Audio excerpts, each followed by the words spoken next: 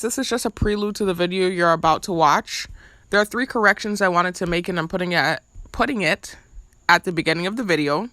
So in the next clip, you'll hear my customary intro that I do at the beginning of all of my videos, and then you'll hear my video. But before you get to that next clip, I just wanted to make 3 corrections about some things that you're going to hear when you listen to the video.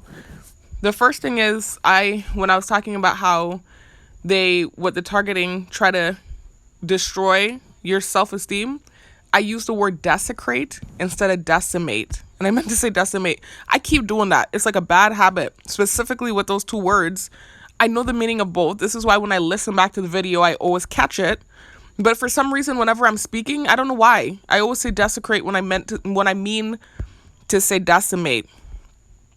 The other thing I wanted to, it's not really a correction, I just wanted to add this in. You're going to hear me talking about Wendy Williams because they're constantly comparing me to Wendy Williams. When you listen to the video, you're going to hear the context of everything. And I was giving an analogy about Wendy Williams and, her form of reporting and how she was under Howard Stern and she was kind of emulating what he did. And how an analogy of that relationship was kind of like Nicki Minaj and Lil Kim. Nicki Minaj wasn't under Lil Kim, but she still took Lil Kim's formula and way of doing things and she perfected it and she did it better, right? Basically. And so around that part of the video where I'm talking about Lil Kim, I was talking about females and men in the rap industry and just in general, how there's kind of like this sexist thing when it comes to certain things where females don't really get as much credit for things as men do in certain situations, not in everything. There's like a double standard in the world, and in certain instances there are things where, females are, treated more fairly than men. So I don't want it to be like this anti-man video. It's not. But specifically with certain things like sports, rapping, certain things like that, females don't get as much attention as men do. And so I was just talking about how when Lil Kim, you guys are, like I said, you're going to hear when you get to this part of the video. I was just talking about how when Lil Kim came and, changed up the whole rap game and started, sexualizing and objectifying herself, that was when people really started listening and paying attention, right? And I was saying prior to that, people didn't really care to hear female rappers like that. But around this time, too, Lauryn Hill came on the scene. They're from the same era, Lil Kim and Lauryn Hill. So when Lil Kim did what she did, all the females started copying. And so it just became this trend to sexualize yourself and objectify yourself in order to get attention as a female rapper. And so then Lauryn Hill came and kind of did what Lil Kim did, but the opposite, the inverse, and was showing that, I could cover myself and be dope too and get you to listen and be sexy and be attractive. And so I just want to give her credit because I made it seem like there was no rapper or female rapper around that time that could get attention without sexually objectifying themselves. And Lauryn Hill did it. Like, she was literally one of the biggest female rappers ever, right? And one of the greatest. So I had to give her credit. But then also the last thing I wanted to just, throughout the video, you all will hear me mentioning neuromonitoring. And there's even a part in the video where you're going to hear me talking about technology that's used on targets that can speed up your heart rate. I just wanted to, even though the links are in the description box and comment section to those same videos that share information about those 2 things, I wanted to real quickly show you guys those 2 videos here on my channel that you can check out yourself.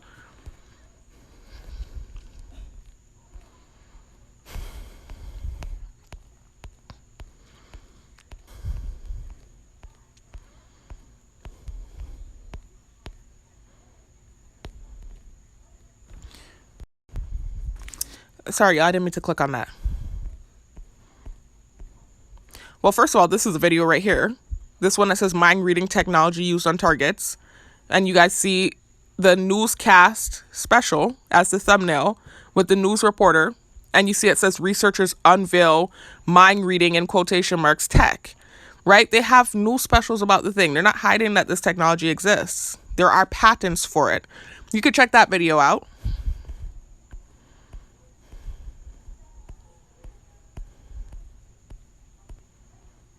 You can also check out, and I would really advise that you check this video out because I put a lot of info into this video, evidence of mind control technology used on targets. And you see it's 58 minutes long, right? And the thumbnail is of a blue brain with a big old yellow microchip. You can check that out. And I believe I showed the patent for the technology in this video as well. But there's also another video where I shared the patent for the technology, a shorter video.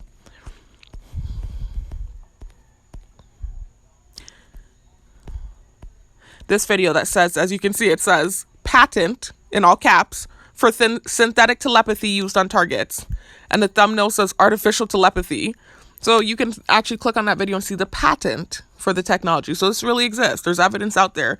I always back up the things I say with evidence to validify the things I'm saying. The last thing is this diagram from DARPA of neuromonitoring effects and the capability of the technology. This 32-minute video that has the thumbnail with the captions, all the different captions coming from it with the female, the drawing of the female. In this video, you'll see that they can speed up your heart rate with the technology. So you'll see what I was talking about later in the video. So again, these are things that you're going to hear me talk about in the next clip. Well, not the next clip, because I do have several clips that I put together for this video, but in the upcoming video, right? So I just wanted to share this stuff with you before you watch the video. So I'll talk to y'all in the next one. Peace out.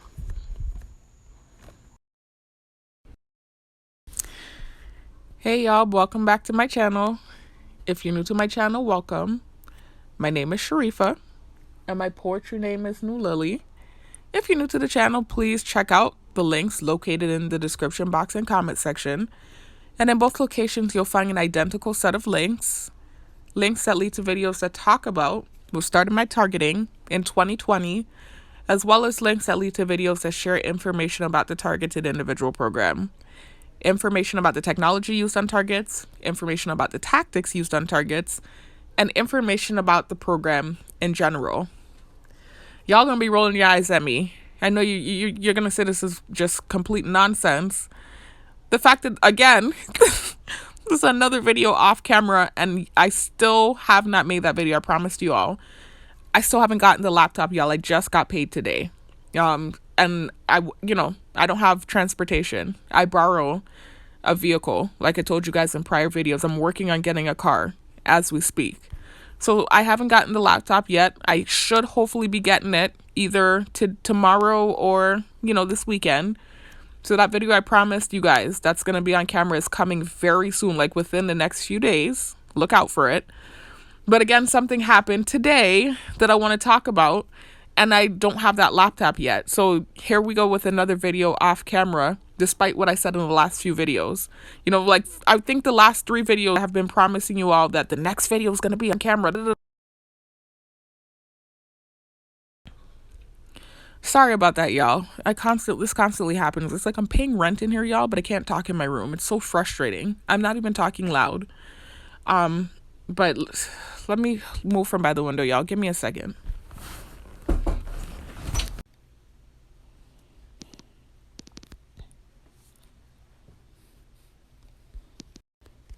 Sorry about that, y'all. I was just trying to make sure that the microphone is going. Anyways, I'm back, y'all, to finish the video. I might sound a little winded. I did get back from the gym a little while ago. As soon as I got in, I drank my protein shake and I ate some food. So, as I've talked about in prior videos, I have acid reflux. And the food sometimes, especially when it's all this protein, remember, y'all, I'm eating in a surplus to gain weight. It sits on my chest sometimes and takes a while to digest. So, it does make me sound winded. In addition to the fact that oftentimes, not always, but oftentimes when I make these videos, they start using the hum on me, which also causes shortness of breath. I'm not saying they're doing that right now, but they do that often when I'm making a video. In fact, I think I'm hearing it right now. Actually, I am hearing it right now. So, yeah. So if I sound winded, I do apologize. Anyways, y'all.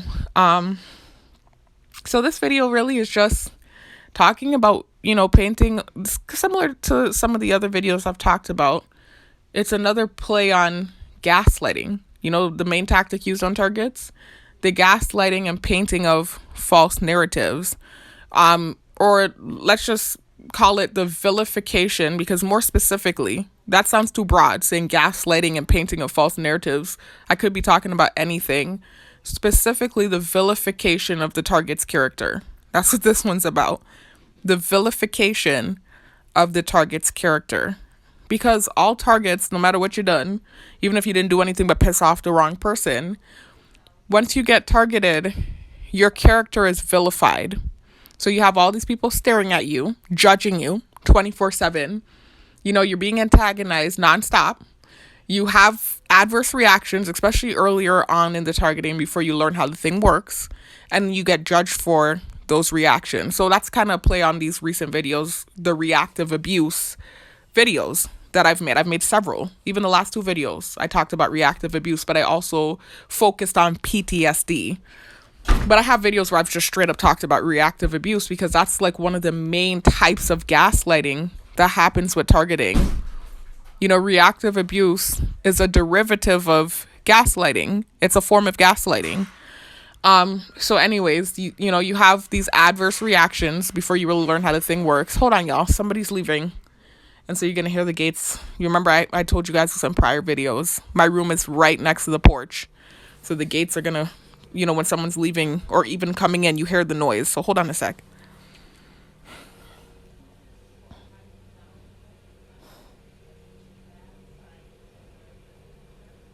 Anyway, y'all, the person's in their car, but I was just waiting for her to drive off because you can hear her car, but it's fine. Anyway, so that's what I was saying though. It's just, you know, that's the main form of gaslighting used on targets is reactive abuse. You being abused, right? Psychologically, harassed and whatever else, antagonized, and then you having an adverse reaction to the abuse, right? You have these horrible reactions, whatever it might be. Some people, if you don't have self-control, you might get physical. If you're someone like me, you're not really a physical person. As strong as I am, I could be physical. I'm not a physical person. I don't like fighting. For me, it's been words, my words. I have, you know, verbal reactions that have gotten me in big trouble. And it's just so unfair. And then they paint the verbal reaction as that being you and your character, right? The reaction to antagonization, 24/7 surveillance, 24/7 stalking and harassment, they'll paint that reaction as that being your character. That's how the thing works. It's crazy to me. And so that's what I wanted to talk about today. It's gaslighting. It's reactive abuse, i.e. gaslighting. So anyways, y'all, I've told you all this in prior videos that they like to compare me. Specifically in my targeting, I told you all that bearing false witness has played a contentious role in my targeting. You know, at this point now, the way that the targeting has morphed, it started off with me sending a text message, right? That was taken out of context. And this horrible, creepy, false narrative was created from the text. It started out as a joke, actually. I sent the text and I started getting some retribution for it. But it didn't turn dark and gnarly until I tried to relocate. 2 years after sending the text and just receiving some heinous treatment, just harassment on island, because it started on the island that I was born and raised on. Stalking, surveillance, you know, eventually it morphed into me being surveilled 24/7, watched on camera, you know, going into the bathroom, taking a shower and realizing I'm being watched. Things like that. That's what it turned into. And that was when I realized, I gotta leave. You know, and again, to know what I'm talking about, this is going to sound like foreign info to you if you haven't heard my story. Please listen to my story, y'all. There are several different video options you can choose from. That's part of the links, as I mentioned in the beginning. That's part of the links, right? That is included in the set of links. Those links to videos where I tell my story are included in the list of links that I have in the description box and comment section. There's a whole section with about 4 to 5 videos, links to 4 to 5 different videos where I've told my story. Some of the videos are shorter, right? It's summarized, condensed versions. And then some of the videos are longer versions of what started the targeting and some of the things that preceded the targeting.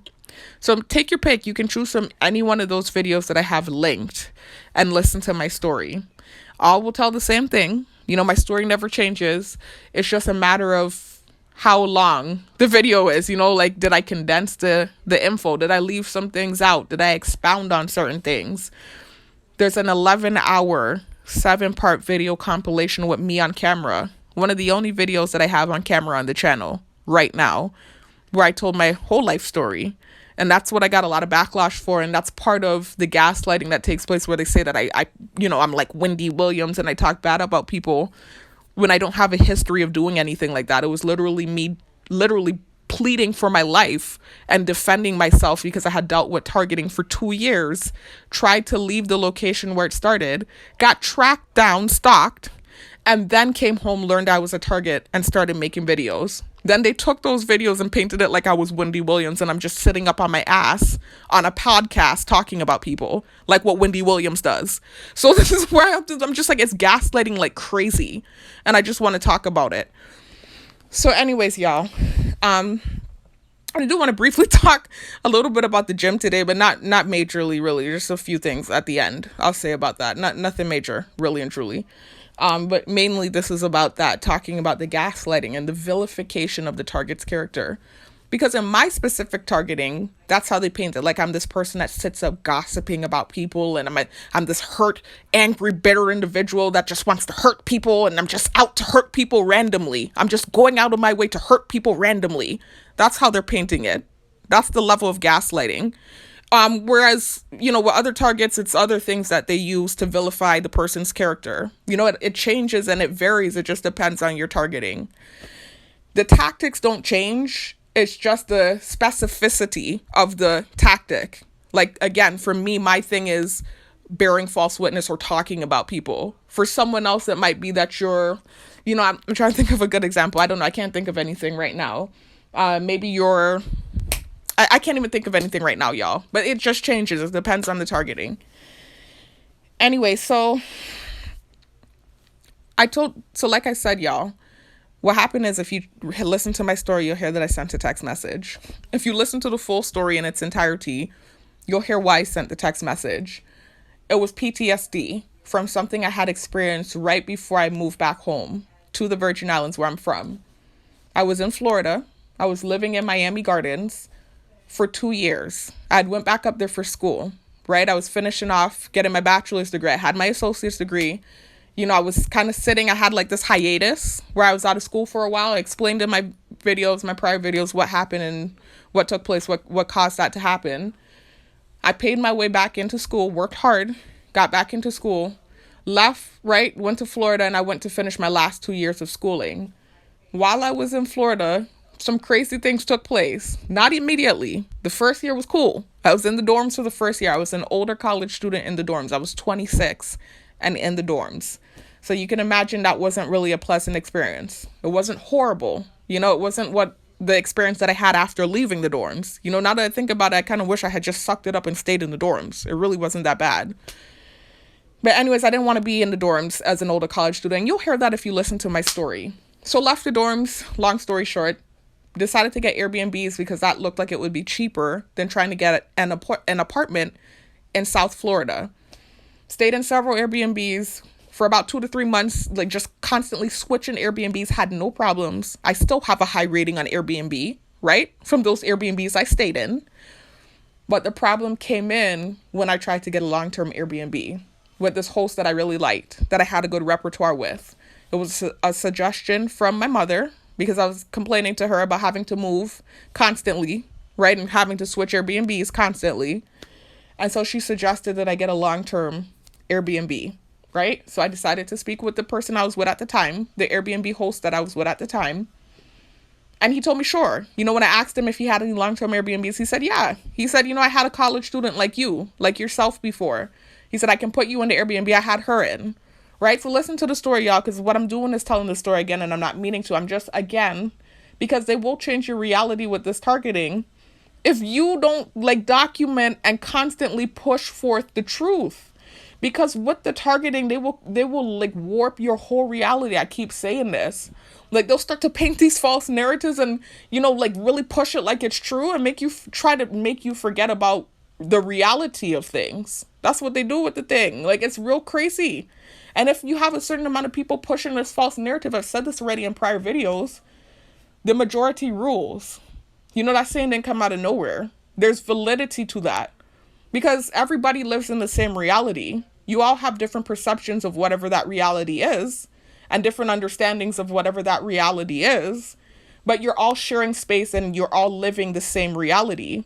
So if the majority gets together and starts pushing this false narrative towards you, whether it's true or not, that becomes your reality. That's just how that works. It's very effective. So anyways, that's what they be doing, man, trying to make me forget my reality. They're doing that like crazy today. I had to, put some videos on where I had documentation of stuff. I'm like, what are they doing? Like, you can't make me forget my reality and my life and the life I lived prior to my targeting. They'll do that. They'll paint it like you're this desperate, bullied, lone, individual that has no friends and can't get a mate. And you're struggling and you're a failure and you're not successful and everybody hates you. They'll push that type of psychological warfare garbage in your head all day long and try to actually get you to believe that shit. And the way the targeting works is you are isolated. Doors are closed. I'm blessed enough that things kind of started opening up for me a little bit now. It definitely did, and I'm grateful. But that's how it works with the targeting, especially if you had a real bad point in it.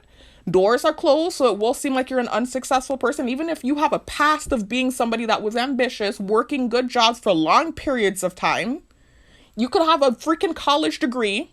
You could have graduated magna cum laude. They can really blot that out and rewrite your history. With the targeting, they're like historian revisionists. Like, they can create like this whole new reality for you and try to get you to believe that shit. It's crazy. Anyway, so, and it kind of starts to feel real too, because when you're in the thick of it and you're dealing with it and it's like, this is what it is now. It's like you almost start to forget yourself, what you had before, prior to where you're at now. That's just how the thing works. It's very effective. It's psychological warfare. Anyway, so so they do all day long, and they'll be dissing you up to it, dissing and insulting you. They're just trying to like tear down and disintegrate your self-esteem. Anyway, so this is what I'm talking about, though. It's like the vilification of your character, but then also like the degradation of your self-esteem, like just trying to completely just desecrate the thing, destroy it. Anyway, so that's what was going on, though, like constantly throughout the last 2 years, I want to say, like, because this is what I was trying to do. I was trying to give you like a refresher, not tell my story again, but a refresher of when I started even talking about people, because it's not a Wendy Williams thing. If we look at Wendy Williams and you look at her story, Wendy Williams truly was bullied, right? She grew up, she had body image issues, right? She grew up with a middle class family, right? And she had, I think, 3 siblings, if I'm not mistaken. She had an older sister, a younger brother, and herself. And out of the 3 of them, she had weight issues for whatever reason. The Most High, it's a funny thing with genetics. You can have siblings and have the same exact parents, and you just get different genetics to them. That happens sometimes. Like maybe like a great aunt on your dad's side had a slow metabolism. And so your siblings got the metabolism from your mom's side. And so they're slim. And you got the metabolism from the great aunt on dad's side. And so you happen to be the sibling that came out overweight. Like, it's a weird thing with the genetics. It's just how the thing works. You can have the same exact genetic makeup as someone else. And it's just that you had different genetics that were more dominant than that one person, than that sibling. It happens sometimes. And this is where, if you're unfortunate, and you grow up in a household where there is favoritism, or you grow up in a household where parents are like that, kind of like favoring one child over the other, and you got what would be considered not desirable genetics, and that's left to the interpretation. That's all about subjectivity, right? Understand that that's all left to the interpretation. This is kind of tying back into some of the things I've talked about when it comes to looks, and, coming for somebody's looks and calling somebody unattractive. That's left to the interpretation. It's subjective and it's opinion based. 10 people might say this one person looks bad, and then 10 people somewhere else might be like, nah, that person looks good. It's a matter of opinion, and there's no right or wrong when it comes to opinion. That's the good thing about looks and attraction and the physical. That's why they call it shallow. That's just the surface. So that's the good thing about that. It's all subjective. There's no depth there. But the point is, if you grew up in a household like that, and I'm not saying I grew up in that household, because I'm already hearing stupidness in the back. This is like they're missing the point of this whole video. I'm already hearing stupid noises in the back. I'm saying this because I'm talking about Wendy Williams and her story. Her story, not mine. That's why I'm saying what I'm saying. So anyway, let me catch my breath, y'all. I'm gonna listen back to what I said, and I'm gonna come back and finish my video because, like I said, I had all this protein. I'm feeling winded. I came back from the gym. They were doing the hum on me a little bit, so let me just listen to what I said, and I'm gonna come back and finish this video.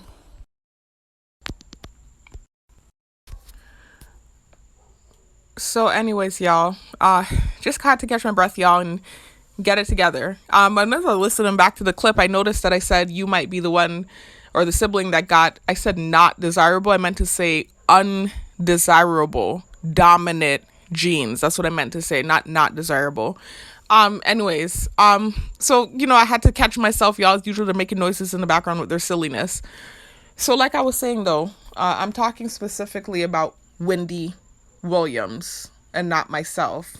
Because again, the good thing about that is it's all left to the interpretation, and it's subjective based and biased, right? So it goes off of personal feelings. And so obviously if you're target and you're saying something like that, then you're going to have a bunch of people, gang stalkers in the back making noise because they're going off of bias and subjective feelings, right? There's no objectivity there, especially when you're targeted. Right? It's all just subjectivity. It's all based on personal feelings. That's really all it's about when it comes to targeting. Anyway, so back to what I was saying, though, y'all. I'm just kind of blocking out the noise like I always do. So that's the story with Wendy Williams, though. So she grew up in it. What she does have in common with me is that she grew up in a middle class family, right? I think her mother was an educator, if I'm not mistaken. I grew up in that kind of household as well, a middle class family where my mother's an educator. I forgot what her father is. I think her father was an educator too. That's different to my household. My father was a welder, but that's not like a huge difference, right? That's similar, but that's like how many millions, probably billions of people have that same story, grew up in a middle class family with a parent that was an educator. Being a teacher isn't that rare. I mean, it is an accomplishment. It is something that's considered laudable because it's a thankless job and most teachers are underpaid, but it's not like being a neurosurgeon. It's not that uncommon. You have many teachers. So her story, those few details that are relative to mine, that's not a big deal. There's so many people on this very island that have that in common. That grew up in a middle class family with a mother that was an educator. Ooh, big whoop-de-doo. So anyways, that's what we do have in common. Other than that, the story's completely different, right? So anyway, she grew up with body image issues because, like I said, her two siblings had faster metabolisms than she did. She had a slow metabolism, and so she was always dealing with weight issues and being overweight. And unfortunately, her parents used to get on her about it. So they kind of, like I said, with the favoritism thing, it's like they compared her to her other two siblings, and they were constantly trying to get her to lose weight. They were even putting her on diet plans as a young child. So you can imagine if you're a young child and you have that happening in the household, that will obviously mess with your self-esteem, and that will make you have self-esteem issues. And then apparently, from what I understand, she was getting bullied in school as well, because not only was she dealing with a slow metabolism. Sorry about that, y'all. The tick thing that happens, when something pops in your head because you say something that reminds you of something, and it pops in your head, and then you don't want that to happen because your thoughts are being projected. Like, this ticking really could set a target up. Like, you could get in problems and make enemies just because something pops in your head. Like, maybe something you said reminded you of a person, and it pops in your head, and it's like you don't want to offend a person, and then it's like it's just crazy. It's just crazy. Like, look, it happening again. When I was given the description of her, I just thought of, I hate this thing. I hate it. I wish it would turn my brain off. Anyways, like I was saying, though, y'all, sorry sounding crazy. With the neuromonitoring, your thoughts are projected. So if you're far enough in the targeting, you understand the struggle. Something was popping in my head that I don't want to pop in my head. They can hear my thoughts. Anyway, so she's tall, though. So she was like 5'11", something like that, like really tall. And so how kids are mean and stuff. They used to apparently bully her because she was tall and had a slow metabolism. And so she grew up with body image issues and self-hate issues. And that's not everyone's story. You know how many girls like I went to school with that were tall and actually had meat on them and stuff, and they had a pretty face and they were confident and they were popular in school and stuff? That's just her story. That's not everyone's story. But for her, because she was going home and dealing with parents that were, putting in her head that her body wasn't good enough or it was a problem, whatever, and then dealing with it in school, that was where it became an issue, right? And so she grew up with this low self-esteem, and she truly is someone that projected her, I guess you could say, pain or self-hate issues on other people. I think that's part of it. But then I also do really think she just enjoyed what she did. Some people have a passion for certain things, and she truly enjoyed being a journalist. Journalism, it's a specific type of field, and if you're somebody that likes to inquire and you're a nosy person and you like to do research and you're into like gossip and things like that, then I think genuinely that's just her personality. I think that's just what she enjoyed doing. But the maliciousness of it, because you have journalists out there like Oprah, right? Or you have journalists out there like Sherry Shepherd. There's a bunch of them out there. Who else? There's so many Robin, right? Robin Crawford. There are so many different journalists out there that aren't as malicious as Wendy Williams or don't take it as low as her. So in that regard, that's where it was messed up and where she was showing her self-hate and where she was projecting her inner issues on other people. But at the same time, too, even in that regard, I don't support what she said or the things she said or didn't. I'm nothing like her. But it's part of the reason why she became one of the top radio hosts and eventually had her own show in the whole country because of her unique style of reporting. They called it shock jockeying. And so what she did was she was under Howard Stern, I believe is his name. And she took notes from him and the way he was doing things. And that's kind of how he does it too. Not as bad as her. She took it to a whole new level. But she kind of saw what he was doing, similar to like Nicki Minaj and Lil Kim. It reminds me so much. It's so reminiscent of, if you want an analogy, of Lil Kim and Nicki Minaj. Prior to Lil Kim, you had female rappers, right?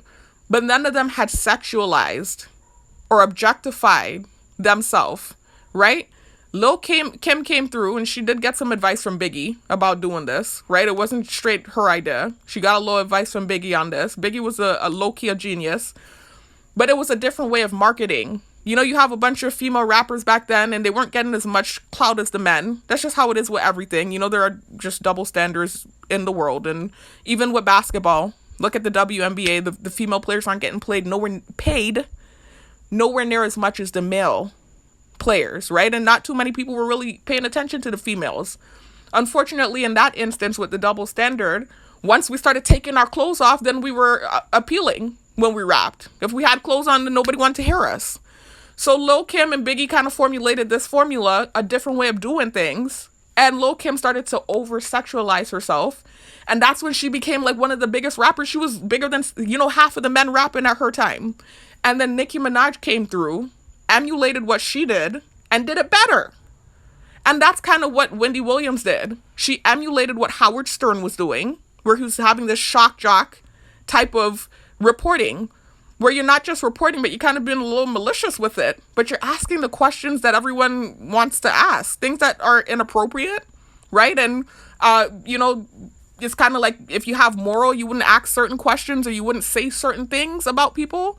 She threw that out the window and she saw that what Howard Stern was doing was working. And she said, I'm going to do what he's doing and I'm going to do it better. And then that's where some of the self-hate came in too. Because she did have a low self-esteem, I think she also got some sort of enjoyment from saying the hurtful things that she was saying about people. In addition to the fact that it was a tactic and a formula that she took and perfected.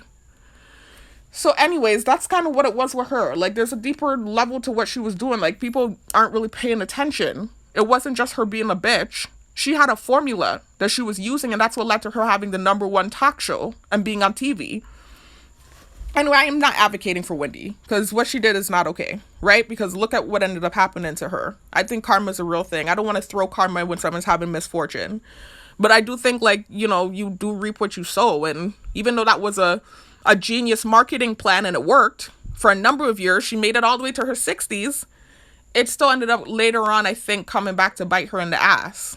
So anyways, but enough of that though, because I'm going off on a tangent. I'm not here to advocate for Wendy Williams and why she did what she did or why she said what she said. That has nothing to do with me. I'm a very observant person, and I observe that this is what happened with her. But with me, that's not my story. I'm not making money off of any of these videos. And in fact, I'm getting a lot of backlash for them. But again, like I said in my last video, not the poem, the part 2 targeted individual PTSD and reactive abuse video, these videos have had some sort of paradoxical effect where I got backlash for them, and this false narrative started being painted about me that I just sit up on my ass and talk about people for the hell of it. But the actual intent behind the videos worked. I was able to tell my story, advocate for myself, and prove my point, and refute some of the false narratives that were spinning about me. And that was the point of the videos. Y'all, this ain't gonna be like last time where I'm stopping every 5 seconds. So I'm gonna stop again one more time, and I'm gonna come back and finish, okay? I'm hearing loud talking outside, and as y'all know, look at the banner, living with Asperger's and ADD. I'm getting distracted. So I'll be back.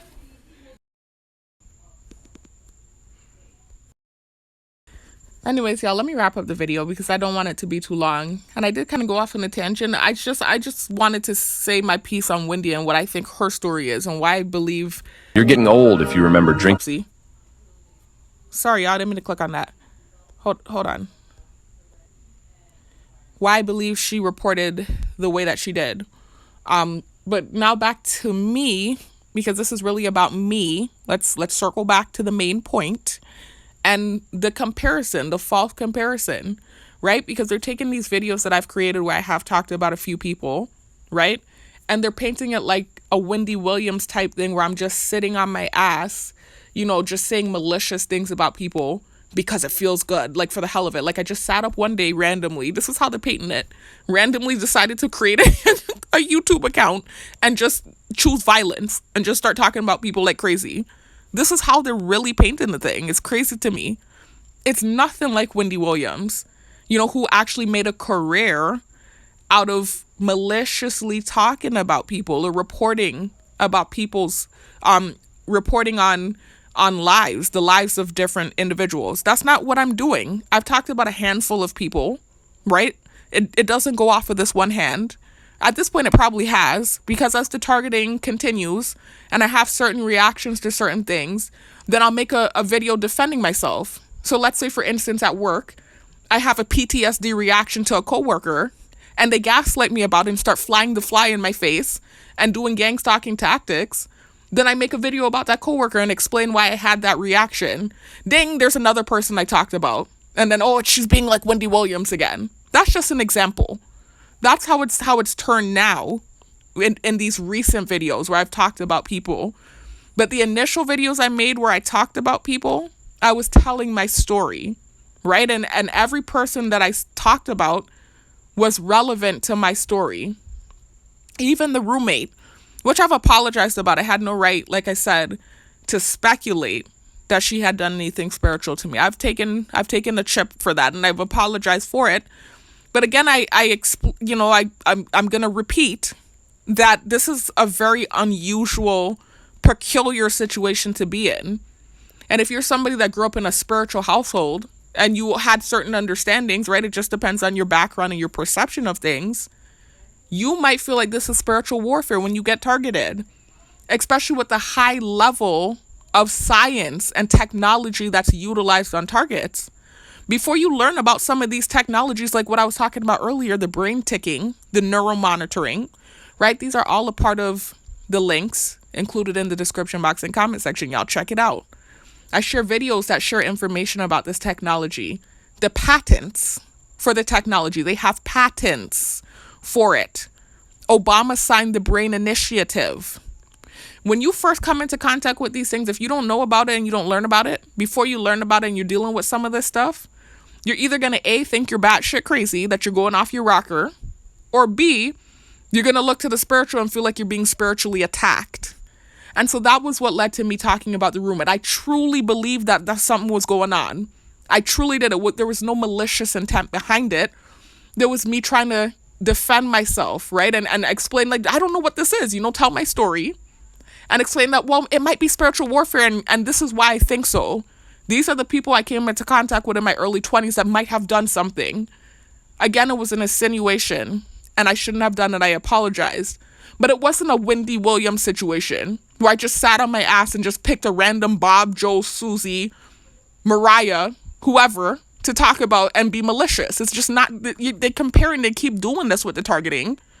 They're comparing peppers and oranges. Two completely different, no. They're comparing let's just use different species. They're comparing humans and fruits. Like, just completely different things, man. And they keep doing that. That's a form of gaslighting too, where they paint these false narratives of you, and sometimes they'll even compare you. Like I said, they often do this to all targets. I've shown you examples of it. To people that might have a few things in common with you. Problematic people, by the way. That might have a few things in common with you, and trying to paint it like your story is theirs when it's completely different. So anyways, y'all, that's kind of what they've been doing. They've been doing it for the last 2 years, really, since I've gotten back on island from trying to relocate and the targeting going viral. They've been using the technology on me, the AI shadow networking software, to send subliminal messaging, painting false narratives. And then it happens in real life with the gang stalking too. It's just gaslighting like crazy.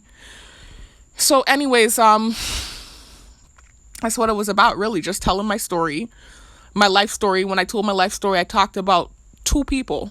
There were two people I talked about. I talked about the cyberbullying, cyberstalking situation, right, which I got major backlash for. That's a big part of my targeting now. And I talked about my roommate. And with the cyberstalking, cyberbullying situation, that was even more understandable than the roommate thing. I definitely had a right to talk about that. I literally, like I said, prior to leaving island, right, or trying to relocate in 2022, when the targeting had started to amp up real bad, and it was to the point where I was at that point getting in car accidents. I had gotten in 2 back-to-back car accidents because of gang stalking on the roads, right, and me foolishly reacting to the gang stalking. Prior to trying to relocate, I hadn't made any videos. I was living in the old neighborhood where that guy's family lived, and there was gang stalking happening over there. I don't want to talk about the thing again. I done stop talking about it, but I'm just trying to let you understand why they call me Wendy Williams. Mainly, one of the main reasons is because I talked about that guy. When really and truly what I talked about really happened. It's gaslighting like crazy. Like, there was really gang stalking and noise campaigns happening in that neighborhood. That was prior to me knowing that I was a target, by the way, y'all. I didn't make any videos. And it got so bad with the noise campaigns over there that there was a night when they took the current and I was in the shower naked. Understand the humiliation. Being surveilled on camera, right? And then I went outside after they took the current, and I had to, by the way, I had a mask on my face, a turmeric mask. So I had to come out butt naked, dripping wet, feeling around for water, drinking water to wash my face off, and I'm hearing a bunch of noise campaign outside. And then I go to sit on the porch to get air since the current was gone, and it was pitch black too, it was nighttime. And my father was in the bush with his father, and they were laughing about the current being taken. These are the things that were taking place prior to me ever making videos about him, right, or saying anything. And I didn't make a video. I didn't act like quote-unquote Wendy Williams because it's gaslighting. I instead packed up my stuff and I tried to relocate, even though I shouldn't have had to leave my home. I was born and raised here. I deserve to be here just as much as anyone else. I packed up my stuff and I tried to relocate because I had a lot going for myself. And I said, okay, I messed up with the text. They're taking it too far. It's 2 years later. It's getting worse rather than better. Let me just pack up and go somewhere else because they need teachers everywhere. I'm like, I'm good. I could go anywhere. I packed my stuff up, tried to relocate, didn't make a video, didn't talk about anybody. And the thing followed me. And I had reactions to it following me, and it blew up. So when I got back to island, I was pissed. And I told my story. And he, unfortunately, well, his family was involved in my targeting. And I believe it stems from obviously what took place between him and I. So that's why I talked about it, and I got gaslit about it. Like I'm like Wendy Williams, and I'm just sitting there randomly picking violence and talking about him. And then the roommate thing, like I said, I explained to you just now why I talked about her. I really felt like something spiritual was going on. And I've apologized for that as well. So it's just gaslighting like crazy. I don't understand the gaslighting and the, oh, she's like Wendy Williams. How? How? Where? When? Where? How? for telling my story and defending myself because I sent a text message and I got blown way out of proportion and I got punished in a way I didn't even deserve for years and years and years. It took me 2 years to even start talking about anybody. So how could they call me Wendy Williams? It baffles me. It's gaslighting. And I had to talk about it. It's crazy to me when they make those comparisons, man. Even with the car accident situation, they finally stopped doing it after I defended myself in enough of these videos. But they were trying to paint it like I was this reckless driver and I'm a real threat and I'm just going around playing bumper car on the road. When prior to my targeting, prior to 2021, because that was when the first accident happened, by the way, y'all, I had a clean driving record. I've been driving from the age of 15, right? I was 30 when I got in my first car accident. So that means prior to my first car accident, I was driving for 15 years with not even a speeding ticket. Then my targeting starts, and in the span of 2 years, I'm in 2 back-to-back car accidents. And they were initially trying to gaslight me about that and sending stuff with the technology like I'm just playing bumper cars on the road and I'm a threat and this and that. Like, what? This is the kind of gaslighting I've been dealing with. And that's why I make the videos and I don't let them gaslight me about making the videos. I'm more careful with the things I say. Because I realize, like, making these videos, I get passionate and I might say too much or, whatever. I'm trying to be more careful with my words, but I don't let the gaslight happen. These videos, I needed to defend myself. Anyway, so that's I just wanted to talk about it, y'all, because I can't believe they keep trying to compare me to Wendy. It's just not the same. I was never bullied. I never had body image issues. I did when I got older. I want to say my early 20s, when it started being a thing to be thick and have a butt and they started doing the BBLs like crazy.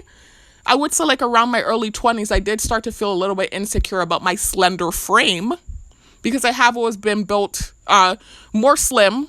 I'm not an ectomorph if you're into the body typing system. They have the ectomorph, the mesomorph, and the endomorph. The endomorph means you have more of a, typically a slower metabolism and you're more full. You have a more full physique. The mesomorph is you're more of an athletic build. And you're not slim, you don't have a bunch of meat on you, but you're not super skinny either. You're somewhere in between. And then an ectomorph is someone that's super skinny. Like those people that have super fast metabolisms and they have trouble gaining weight. You can have a mix of body types too. And that's what I have. I'm a mix of a mesomorph and an ectomorph. So I have the medium frame, right? The athletic physique.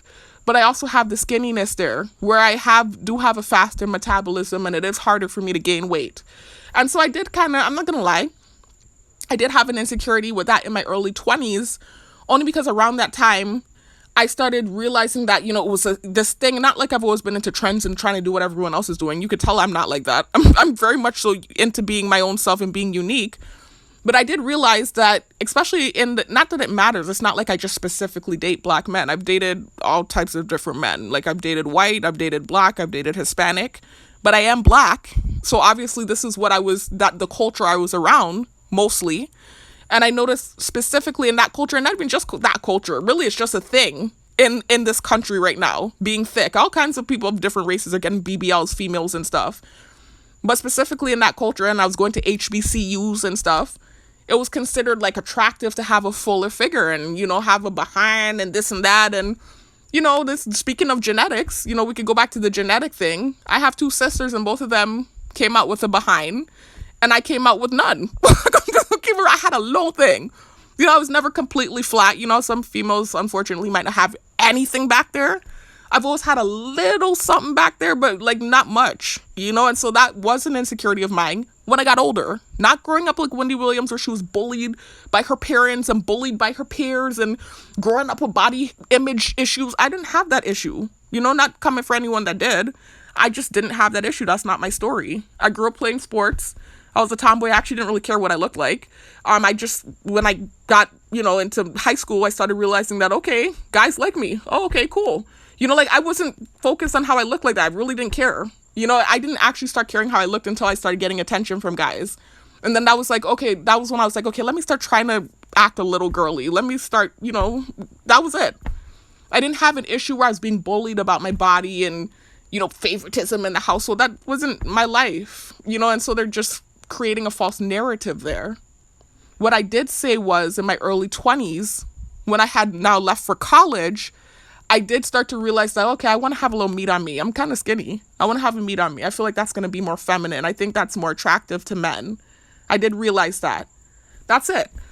Anyway, so it's just a bunch of false narratives that they're painting and, you know, creating this craziness and making it seem like I'm just sitting up making videos because I'm unhappy with myself. You know, this is what they're doing. They're constantly like trying to tear me down and insult me, come for my self-esteem, you know, make me feel like I'm thirsty and I'm this and I'm that. I'm going to the gym and working out, something I've done since high school, since middle school, actually. I've always been into athletics. Now me going to the gym, I'm thirsty. How is going to the gym thirsty? You know, it's just crazy to me. And then if somebody's, you know, this is the part where they're going to say I'm being narcissist.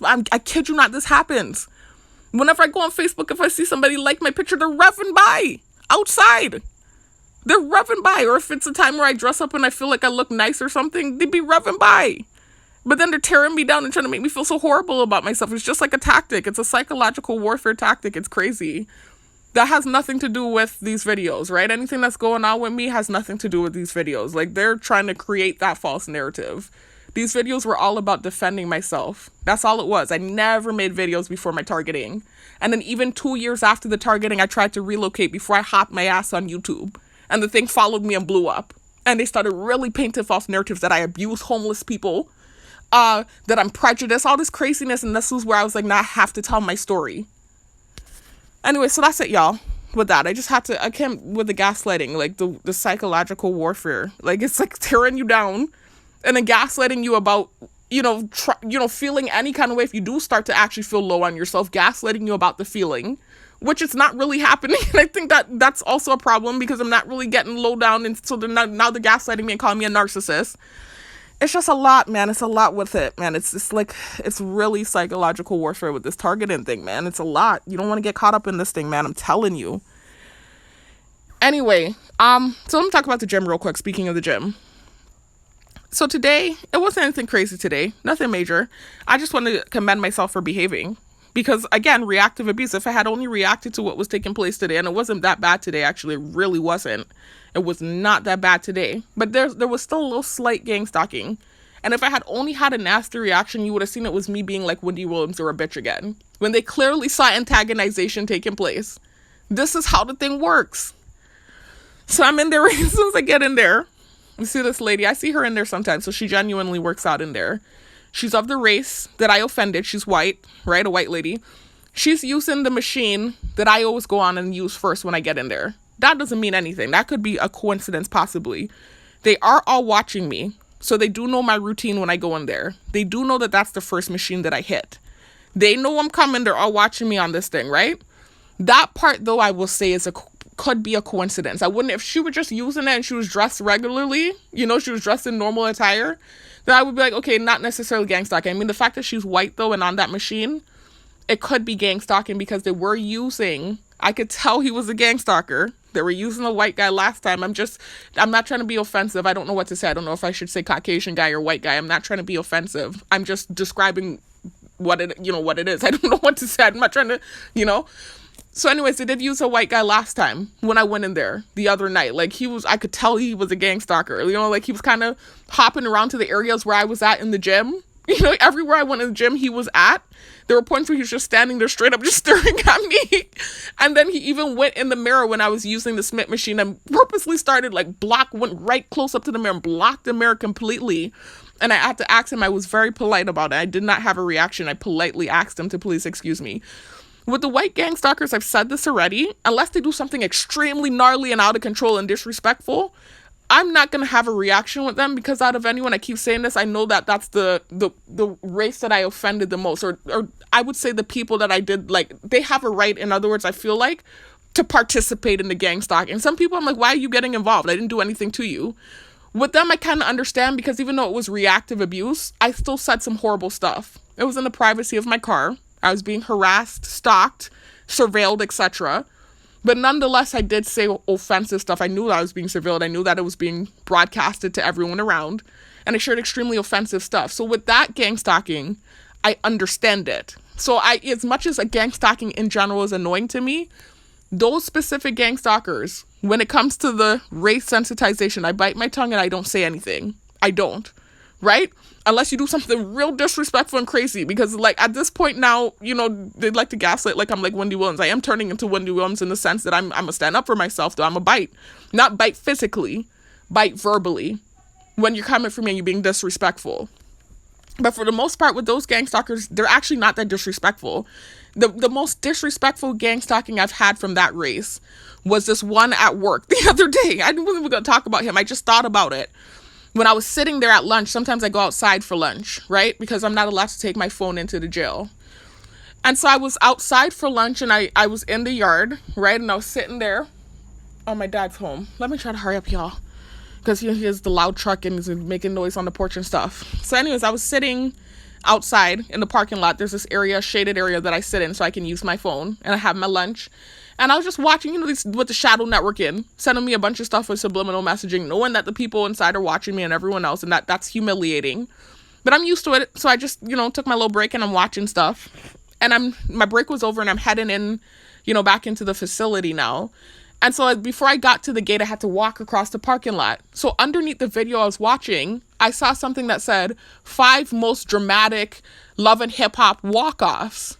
So I watch Love and Hip Hop. I don't watch it as much these days because they love to shadow network with that show. Yeah, let me just, because this is going to be an interruption. Let me just let my dad come in and stuff, and then I'll finish the video. Anyways, y'all, back to what I was saying, though. So yeah, I was telling you about work. So I was headed back into the facility, and I had to cross over the parking lot. And so I was, you know, underneath the video I had been watching, I saw a video that said 5 most dramatic Love and Hip Hop walk-offs.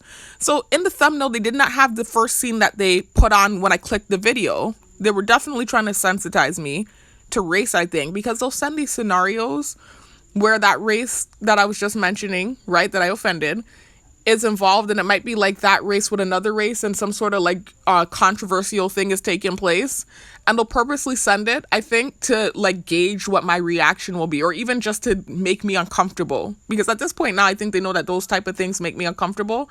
Like, for instance, I'll give you an example. I'll tell you what was on the screen, the first scene, and what I believe led to this coworker of mine saying whatever he said, right? So anyways, so when I clicked on the video, the first scene that popped up was Mariah Lynn, right? And she's a white rapper from Love and Hip Hop, a female. She's been on the show for a while now. And Rich Dollaz. And everybody knows Rich is a part of the Creep Squad. If you watch Love and Hip Hop, there are a lot of females in my age group, the millennials and even younger, that watch Love and Hip Hop. It's a very popular show, right?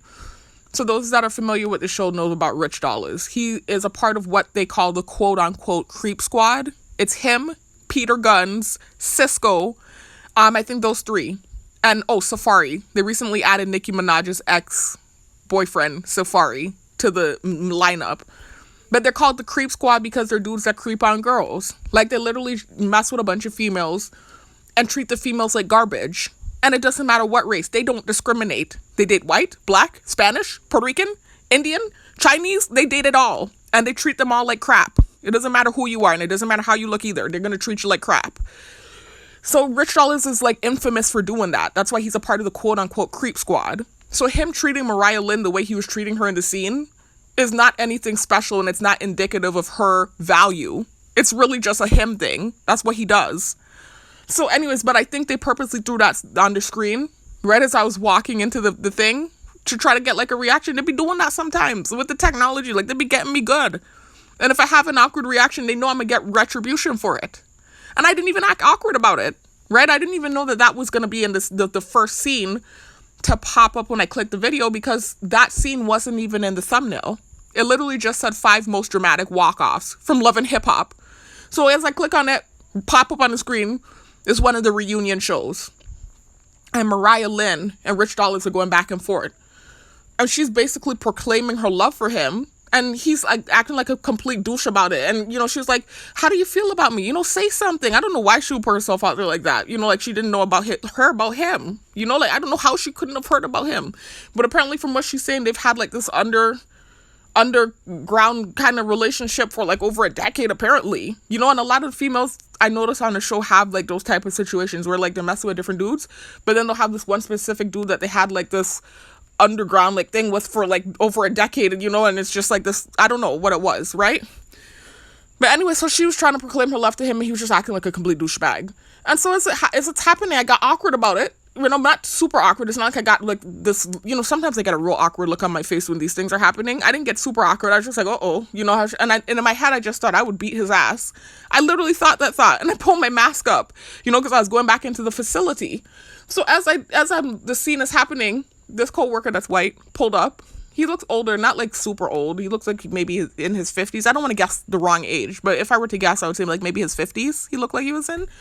And I think the groundsman, I don't know exactly specifically what he does, and that's irrelevant. But when I say coworker, it's not like he's a fellow correction officer, but he is a fellow coworker because he's working at the facility, obviously. They have a farm at the facility. They have a horse ranch. They have all kinds of cool stuff at the jail and programs for the inmates. So I believe he's probably one of the people for the inmates, you know, one of the groundsmen. Anyway, so he pulls up right as that scene's unfolding, right? And so he comes out the truck super quick, and he ends up walking in through the gate with me. So he just said, you know, my brain started ticking. They're sensitizing me to race like crazy recently, and I've already said in these recent videos that it's gotten real bad again. Kind of similar to what was happening to me last year, where it doesn't happen every time I see that race. Excuse me, I'm sorry, y'all. I just ate, I'm sorry. But sometimes when I see that race, hold on, y'all, let this car drive by. Sometimes when I see that race, the offensive name associated with the offensive Hebrew Israelite ideology that I was sharing in my car in Florida will pop in my head. It's sensitization. It's just the same as you have to know I'm not doing it intentionally. It's similar to the false narrative that was created from the text that now has me sensitized to children and females. And to the point where sometimes when I see a child or a female, not always, it just depends, just like with the race thing, my niece's name will pop in my head because of PTSD and sensitization. It's the same thing. If it's happening with that, you know I'm not doing that intentionally. You know this isn't intentional either. It's just psychological. Because I've gotten so much backlash for the thing for the last 2 years, and they keep throwing it at me with the technology, and even with in-person gang stalking. It's just a constant reminder of what you said. And so the word pops in my head sometimes, unintentional. I know they hear me trying like hell to fight it. And sometimes it happens and sometimes it doesn't. So anyway, as that scene happened, you know, and I see that embarrassing scene with Rich and the girl, even though it's not really that embarrassing because he literally does that with every female he's dealt with. Then this guy pulls up, not disrespect, you know, I'm just saying this guy because I don't know his name, pulls up and comes out the truck, and he actually literally ended up tailing me and walking in through the gate behind me. The tick started happening because I'm like, oh shit, I was just watching this scene here, this controversial scene, and now this coworker's walking in behind me, and I'm already having an issue with this tick and that race recently. It started up again. And so it kind of started wanting to pop in my head. I fought it. It started coming in my head. I fought it. So he said, hey, how you doing? You know, he's just like, how was your vacation? Did you go to Carnival? He said, did you go to, I think he asked him if I went to Juve, right? Because remember, I told you I had a week off. If you check out not the poem that I just recently posted, but the part 2, targeted individual PTSD and reactive abuse video. If you check that video out, you'll have heard me say that I was off for the whole week. Since last week, Tuesday, I had half day last week, Tuesday. And all the way up until Tuesday of this week, I was off. Today is now Thursday, right? So anyways, he was asking me if I went to any of those parades or anything like that. So I'm assuming he's one of the workers that got the week off as well. Because remember, I told you, most of the government workers got the holiday. But if I were an actual correction officer, rather than a cadet in training, I would not have been able, unless I literally took the time off, I wouldn't have gotten the holiday. Because the facility is always going. You know, this is the home of the inmates, and they need not guards, but officers to run the operations of the facility. They're considered essential workers. So they don't get holidays. It's similar to like a firefighter or a policeman, or you are a peace officer. So it's a type of law enforcement, right? You go to police academy to become a corrections officer. So you are law enforcement. So you're an essential worker and you don't get the holiday. But I'm a cadet in training. I haven't gotten there yet, so I get the holiday. And I'm assuming he got the holiday as well, you know? I think he's just one of the government workers and not necessarily someone required to be there on the holidays. So he was telling me he went to one of the parades, right? And I was like, okay, cool, right? I'm just, talking back to him, just light conversation. And he said, did you hear about the shooting that happened? I said, shooting? And then he paused. He went to write in the book, right? We were in the office. Look, listen to the plane flying close by now with the crazy shit. Hold on, y'all. Let this thing pass by. Hold on.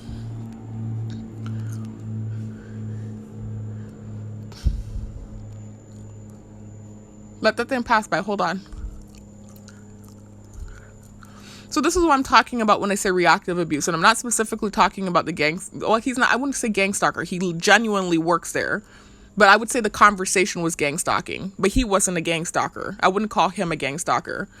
But you see that they flew the little plane by, or did you hear? I'm sure the video picked up on the sound. They flew the plane by for something as malicious as me saying that he was talking about someone getting shot. This is what I'm talking about. Flying by for something that malicious because I sent an innocent text in 2020 that led to all of this retribution and punishment. And I had reactions now to the overdue and punishment. I've never physically harmed anybody. I've never to anyone's face said any of the offensive things that I have either thought and they heard due to illegal neuromonitoring, or I said in the privacy of my car in reaction to gang stalking. I've never said anything offensive to anyone's face, and I've never physically harmed anyone. But yet I have to deal with the plane assaulting me and flying by when I mention shooting. This is what I'm talking about when I say reactive abuse. Anyway, so he paused when he said the shooting thing. I said, a shooting? Because now I got alert, because now I'm already instantly thinking gang stalking. Not that he's a gang stalker, but the combo, right? Not directed combo. Sometimes I use that out of context. Directed combo is like if you walk up to someone, or not walk up to, but you're walking by like two people talking, and they know about your situation. They know you're targeted, and they purposely say things to each other with subliminal messaging or innuendos directed at you. That's directed combo. So it wasn't directed combo because he was talking to me, but I meant to say conversation with innuendo. That's what I meant to say. So instantly I started thinking that as soon as he said shooting, right? So I said, shooting? I said, what shooting? And he paused, so he kind of let that just linger. The shooting thing. He wrote something in the book, and then he turned around and gave me the details and told me about some shooting that took place. So this was where I was just like, oh my God, like what? Because this is the first time someone of that race had said something like that direct to me about, something malicious happening, right? So I just bringing it up, I wasn't going to talk about it, but I remember that throwing me for a loop. I was just like, oh, damn, like, whoa, he wasn't with the okey doke. Like, he was really straight up told me about a shooting. I was like, shit, I had never had anyone of that race that go that thing with it. Like, it was the first time it had to be at work. Huh? I was just like, what? So I looked into it and I saw there really was a shooting, but it was just a random conversation telling me about, the parade and the fact that he went, and then just randomly bringing up the shooting and telling me that the police killed the assailant. It just didn't feel, the convo felt kind of weird. I'm not going to lie. It felt like innuendo. But I'm not meaning to go off on a tangent, but really that was one isolated incident. And since coming back and having shared that offensive stuff, I have dealt with gang stalking from that race. I'm not going to lie. I just told you the other night they had a white gang stalker in there. That's the most malicious it's gotten. They're usually, I really haven't dealt with too much. I really haven't. Anyway, so back to what I was saying though, y'all. So I went into the gym today because I went off on a tangent. I was trying to tell you about the gang stalking that took place today, and then I started going off on a tangent about gang stalking from the race I offended. Anyway, so she was on the machine that I usually go to first. And it wasn't necessarily that she was on that machine that was a bit kind of suspicious. That would make me think like could be gang stalking because she happens to be white and then she's on the machine that they know I go to first when I go in there. But what really just nailed it home and let me know it was gang stalking, not that she's a gang stalker in general, because that lady genuinely goes there. I've seen her off and on several times before, and she's fit. Like, she actually looks like she works out. It's not like a thing where it's, sometimes they'll send people that you could tell not really a gym goer like that. They're just there to watch you or gang stalk. And then sometimes, it's like you're questioning it because the person looks like they hardcore work out. And you're like, okay, maybe this is really a genuine person that works out and they just decided to gang stalk me today. Like that type of thing. That lady's fit. She looks like she works out for real. So I could tell she really goes there. But today was on some gang stalking stuff because she was on the machine I usually go to and she had the short black pants on. And remember, the short black pants is sensitization for me because of the incident I told you guys that happened to me in Florida when I tried to relocate before I came back home. I'm not going to go into the details about it again, y'all. I've talked about it in several videos, but I will scroll to a video where I talked about it.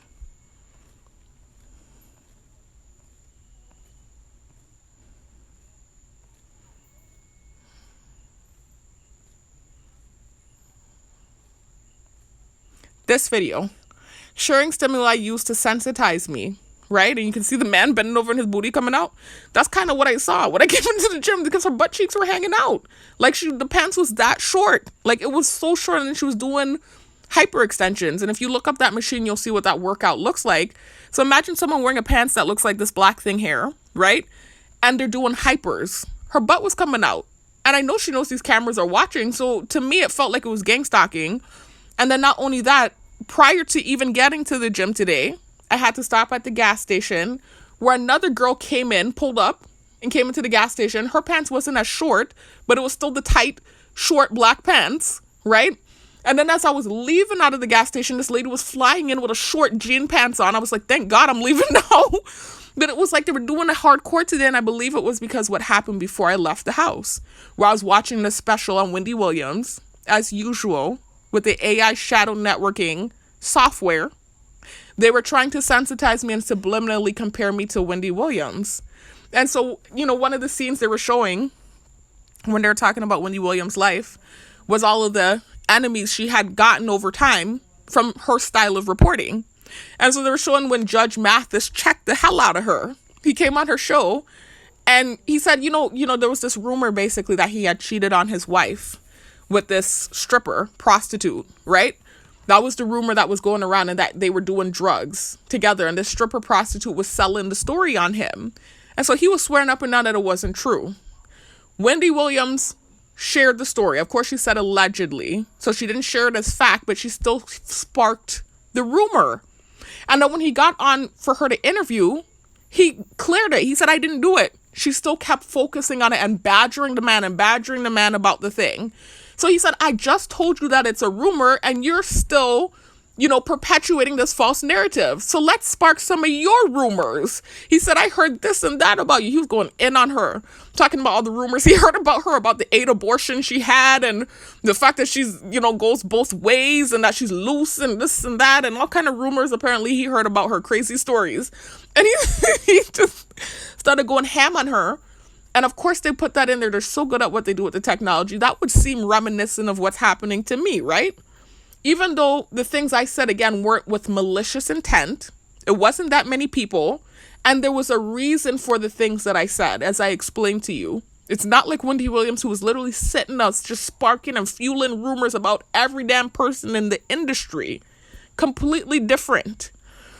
But anyways, I think that's what led to what happened today, where I'm seeing all these short black pants and stuff. I think they were purposely pushing that narrative from the text to be spiteful. I think that's what was going on. And so when I went in the gym and saw that lady, I've seen her in there before, many times before, and she has worn short stuff, but not like that. At least not to what I've seen. Maybe when I wasn't there. Not to the point where the thing was all up in her bottoms and her backside, and it was black coincidentally, and she just happened to be doing the hypers as I walk in. I mean, come on. I'd be trying not to bear false witness with the gang stalking. I gave her a break with using the machine that I usually go to first. Also the fact coincidentally that she's white, and that's the race I offended the most.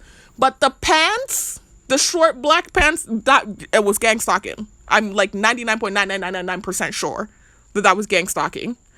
So anyways, I didn't say anything mean or disrespectful or think anything. I never say anything mean or disrespectful. I didn't think anything disrespectful. I just, just kind of did like a shake head, like, whoa, and I just went to the next machine I would normally sit on. I went on the leg extension machine. I just did my workout and I just ignored it. And it didn't go any further than that. That was the most it went, and I didn't see her again. She did her own thing, disappeared out of sight, and that was it, right? That was the first thing. That was the first thing that seemed like gang stalking. The second thing, and the main reason why I said I behaved today, because she didn't do anything really to get a reaction like that. Typically, the short pants thing grinds my gears, especially if they bend over in front of me. That's where they get it's that and the pinch nose thing. They know that about me by now. It's the bending over with the short pants and the pinching of the nose. Those two things could get a reaction out of me typically. But again, I give her a break because she's of the race that I offended, and also I went in with the mentality that I'm not trying to react to anything in the gym today. Yeah, hold on. Let me see what's going on outside. Hold on a second.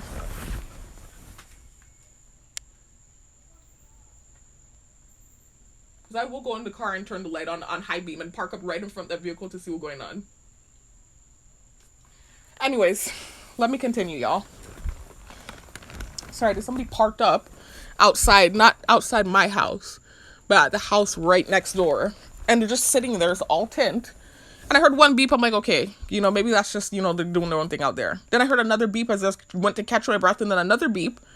I'm like, wait a minute, do I need to hop in the car and put high beam on and pull up and see who's there? Anyway, let me continue, y'all. So, I forgot what I was saying though. Yeah, so I didn't think anything disrespectful because I already saw, like I said, that she was of the race that I offended. So automatically you get a pass there. Like I said, unless you do something real disrespectful and crazy, because I'm not a Muppet. And no matter what your race is, if you're real disrespectful, I might think something adverse. For the most part, with that race, I don't react to gang stalking. But then also, too, like I said, I went in with the mentality that because of what had happened, not the last time, but the time before last, where I was reactionary.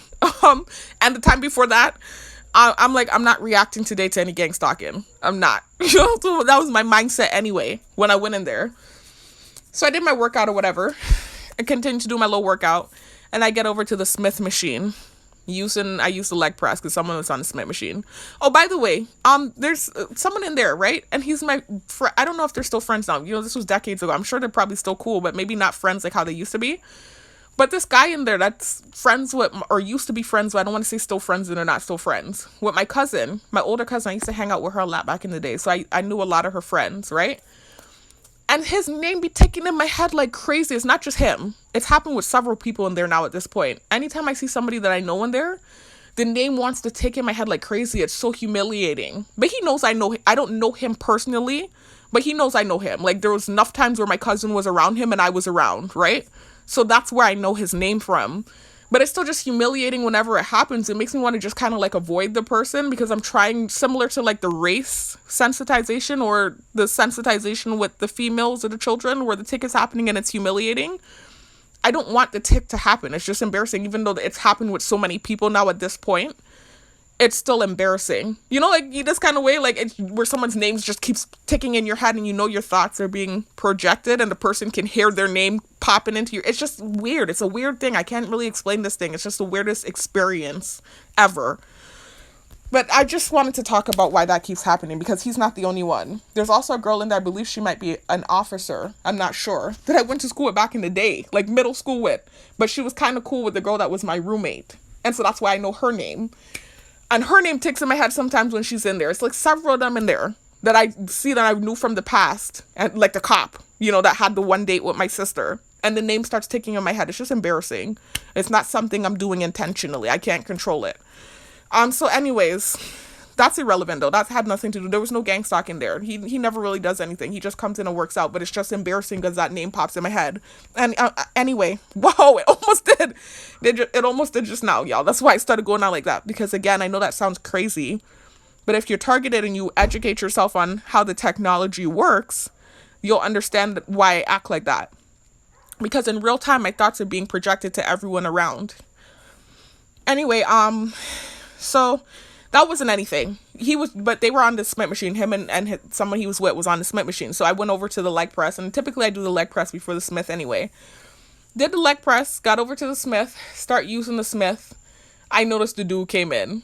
The dude from this video.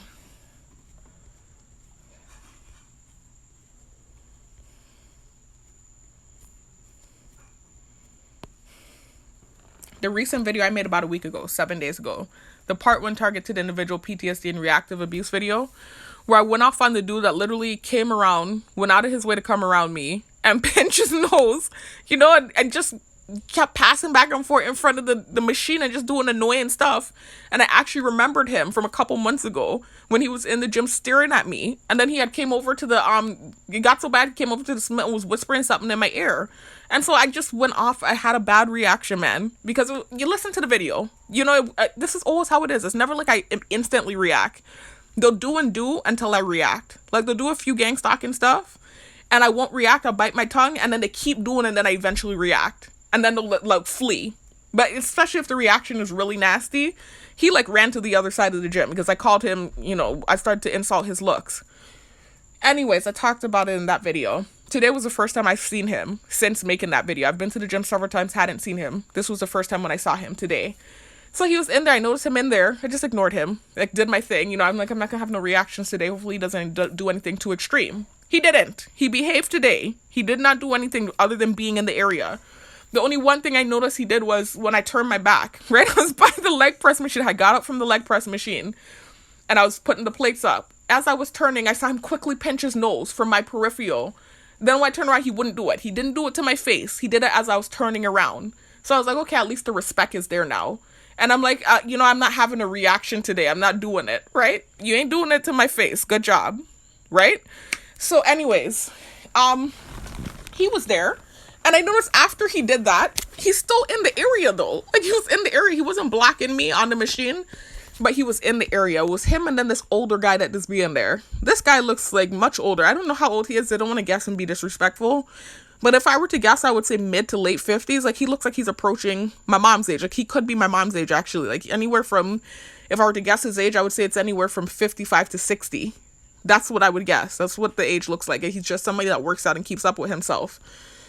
So I had and kind of like a gang stalking thing with him, encounter with him, just on what's today? Today's Thursday? Just on Wednesday when I went to the gym. I went to the gym Wednesday night. That was the same night where I told you they were using the white gang stalker guy that blocked the mirror and stuff.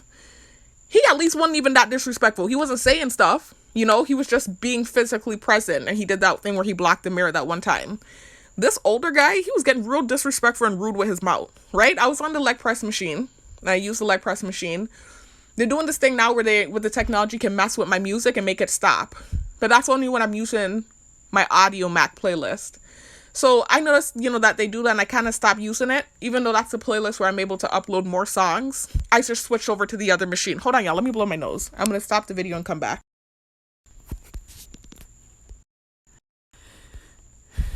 Anyways, I'm back. So I just ended up switching over to my other playlist. But the playlist, before I switched over, they purposely put this stupid song on with the Audio Mac. Not only are they like stopping up the playlist where they just make it stop completely, all of a sudden at certain points when they want it to happen, like when I'm walking by, you know, someone in the gym and they want me to hear, I guess, what's being said or something, to pause it. Or they'll put a song on with sensitization that's not even on my playlist. Like, they literally keep doing that. And so they put some song on for Drake, I think, that was called Polarized or something like that, or Polar, some weird heck like that. And in the song, the first line, they knew I was going to take the thing off. Before I could even take it off, it said, "Why am I always treated so different?" Some stupid caca cuckoo stupidness, right? And this is what they like to do. Again, gaslighting. Because they know when you're targeted, you're isolated.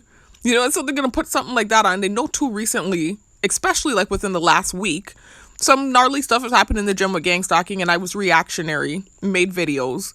So they knew this would be the time to throw some stupid crap like that at me to make things awkward.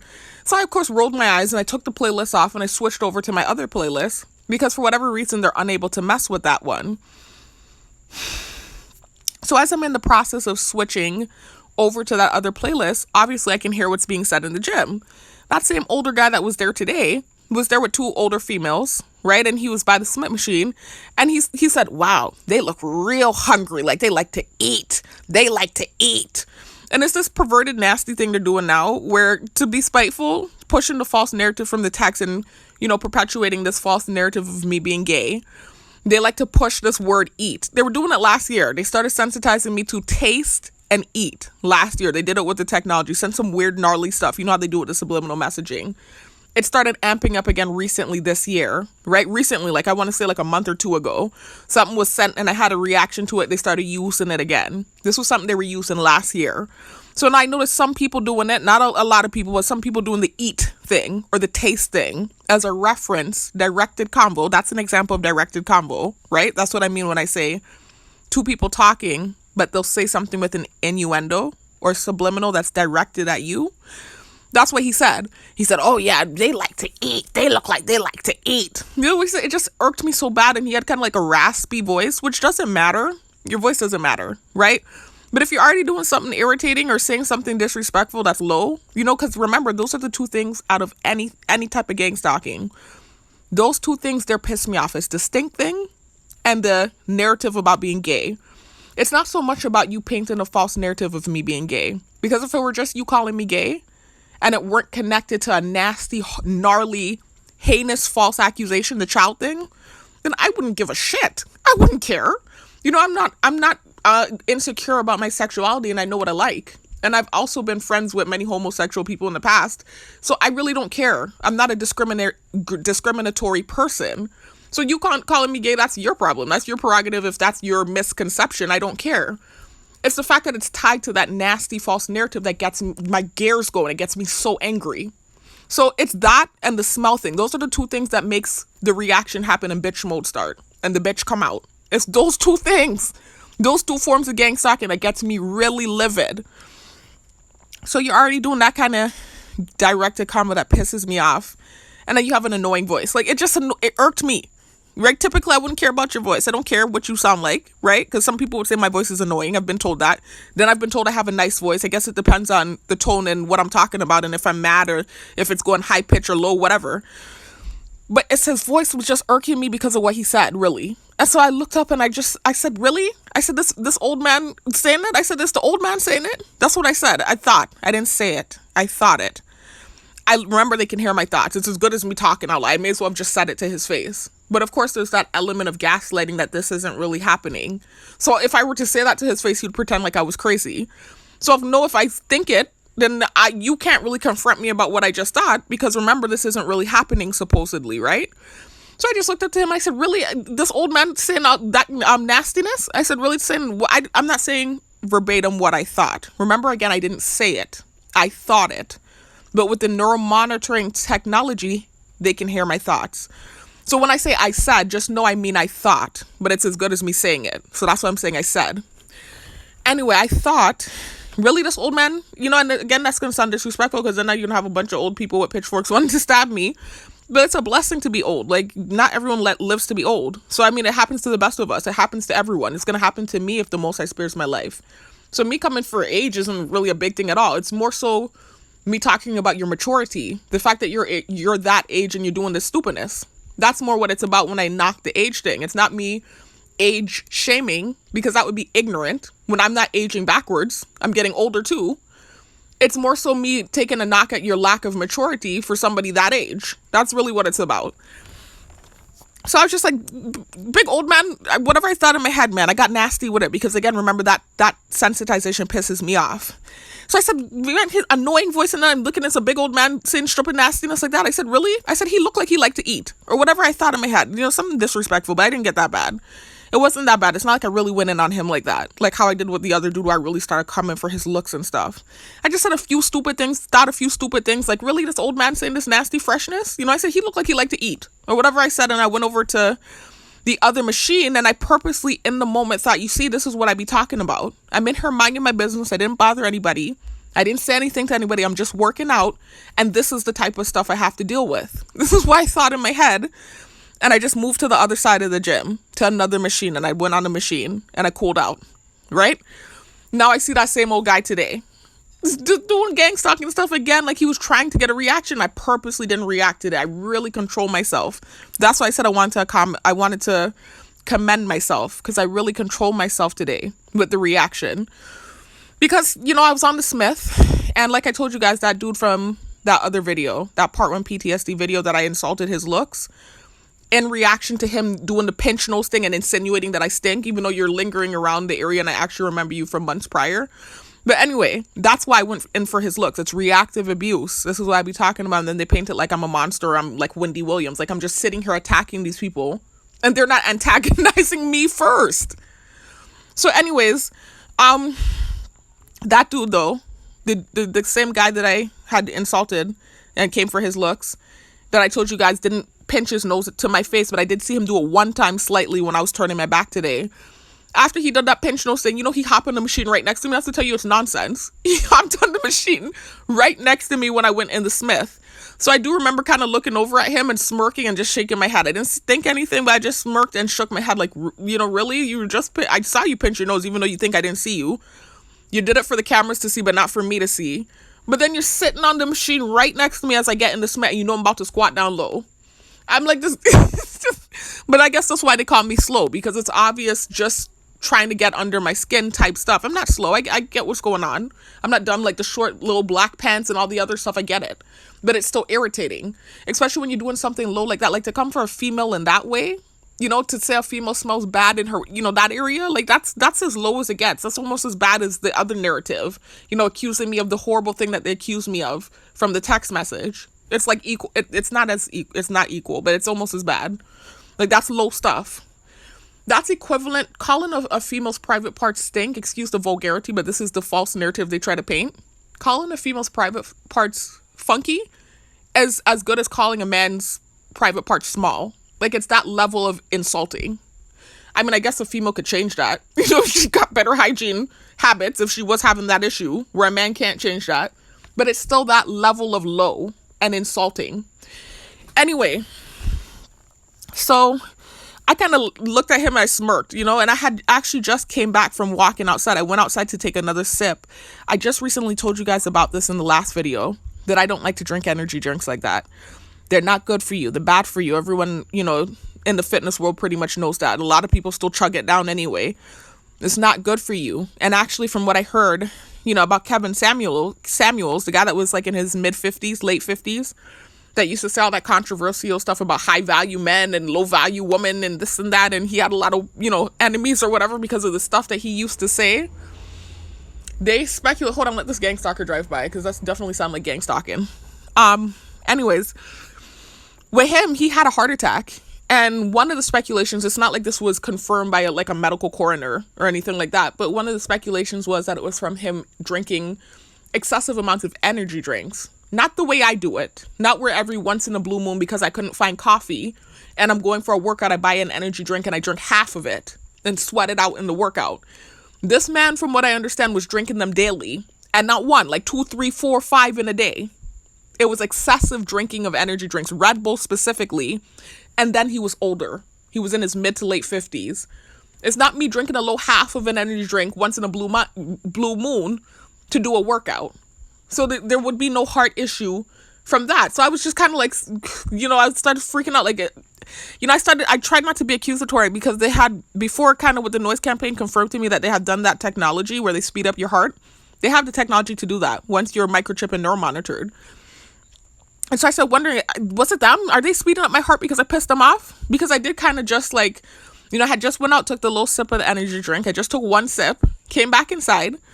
I stood by the machine. I noticed that the dude came next to me, the one that had really insulted that time when I was coming for his looks. He hopped on the machine right next to me, and I kind of looked at him, I smirked, and I just shook my head. But I didn't say anything to him. And I started doing my reverse lunges. And I noticed after doing the first set, my heart just started racing. But I felt that feeling before. I've woken up and just randomly my heart racing like that. And that's a symptom of the technology. They can do that, speed your heart up. And there was a time where it was happening and I was outside and I was starting to pray. And then I said, please don't, if this is y'all, please stop. And then the thing stopped. I said, what's it y'all? And they flew the thing by. So up to now, I don't know if it was them or not. So that's why I started thinking in the gym. I'm like, are they doing that because I smirked at the dude sitting next to me? Are they doing that now because they saw me sip the energy drink and it could look like it's the energy drink, but it's really them trying to mess with my head? I was thinking that, but I was like, I don't want to be accusatory. When you're targeted, because they like to paint it like, I don't trust people, I'm accusatory. I'm traumatized. I'm targeted, and I have definitely dealt with a lot of crazy stuff. So nobody could gaslight me about being paranoid about anything, really, as a target. But I was trying not to be accusatory, but in the moment when you're dealing with something like that, and the feeling felt familiar, like I said, I felt it before, and I hadn't drank any energy drink when I felt it before, right?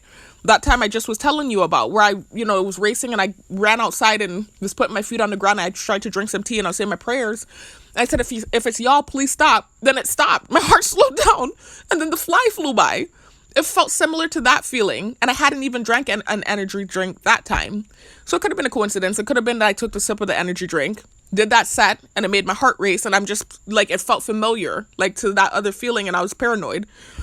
I don't know, but my heart started racing. I started talking to myself in my head, like, no, there's no way. It couldn't be from that low half energy drink I just drank that my heart would be racing like this. I'm like, no way. You know, I started kind of having conversation with myself. And, of course, everyone's watching me and listening to me at all times, even the people working out with me.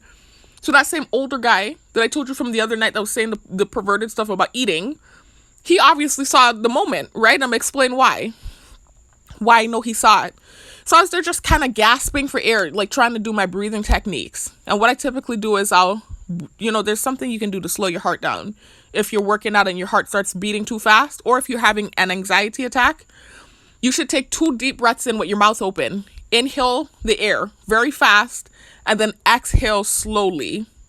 Because what happens is, and typically what causes the heart rate to speed up when you're having anxiety, is the method of breathing. You're breathing in too much carbon dioxide because you're breathing really fast. And so you're not exhaling slowly enough.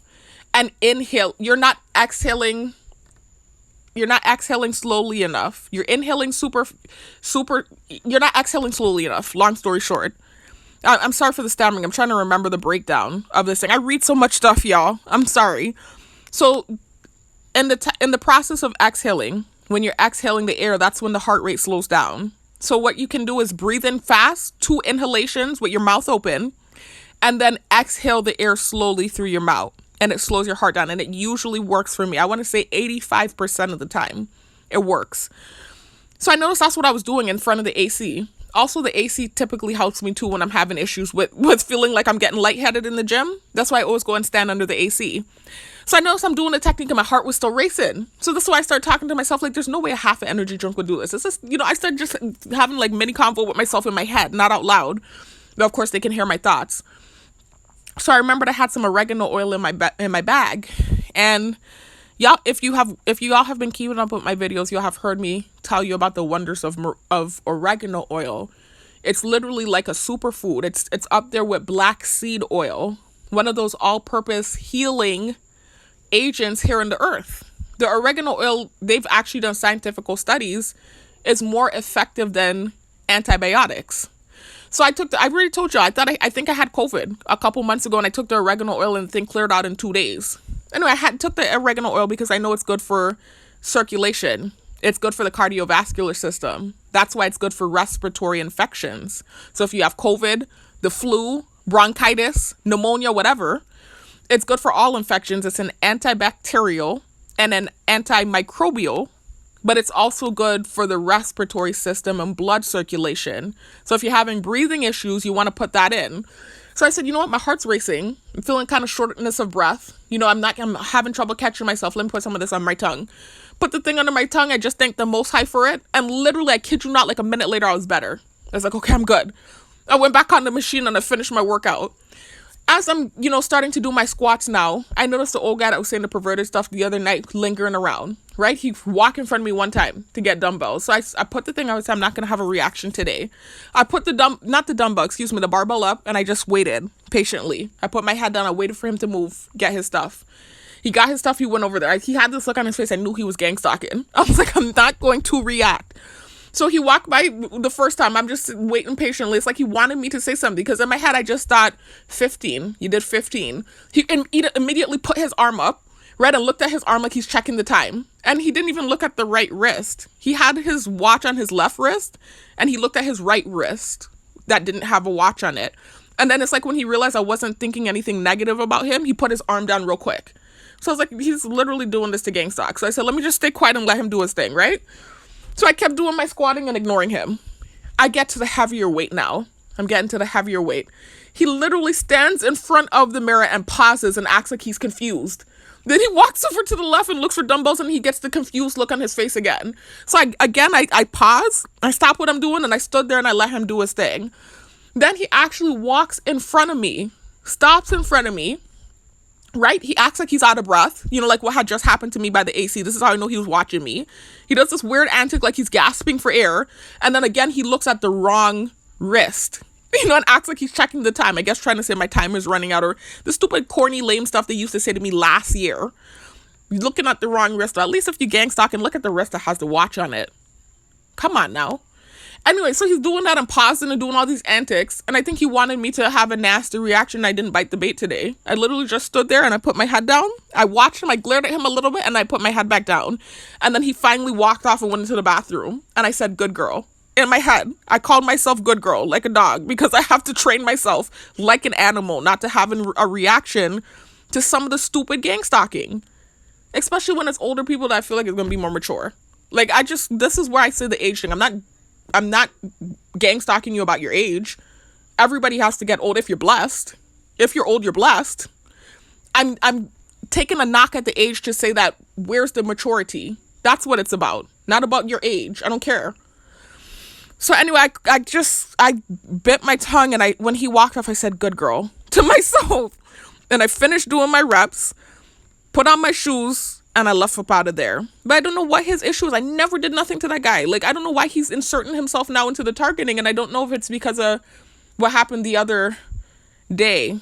You know what I talked about in this part 2 targeted individual PTSD video with the guy that I said was my type at the beginning of last year. And then it turned into this thing that majorly came and bit me in the butt.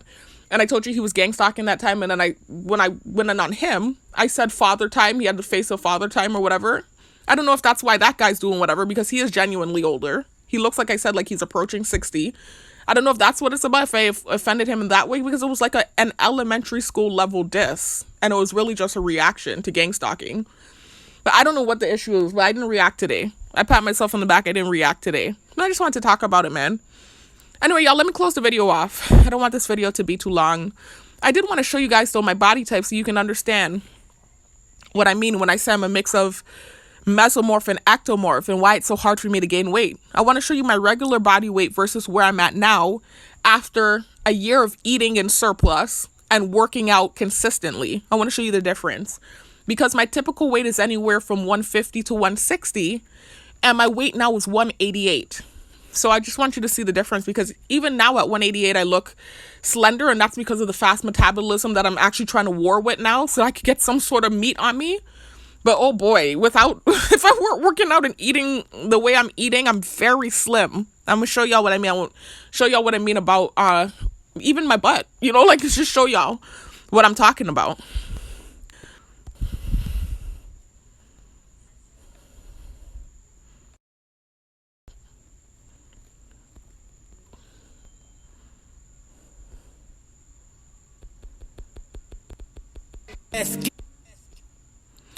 So y'all, this is a video from my early 20s, but this is my typical body type. I mean, as I grew into a woman, I did gain a little bit more weight than this. In my early 20s, I used to stay in the 150s. When I got older, like my later 20s, I was in the 160s. But this is pretty much what my body looks like when I'm not working out, and eating in a surplus. This that go and get it, with no hesitation. This that never quit, start that elevation. This that process, this that in the making. This that started from the bottom, this that motivation. This that opportunity, me in preparation. All I know is win.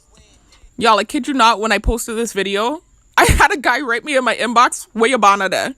And that's island terminology for where is your butt. So he was asking me, I laughed though, because he's a funny guy, right? But I'm not a sensitive person like people think. I'm really not, especially if you're coming from a jokey standpoint and you're not being malicious.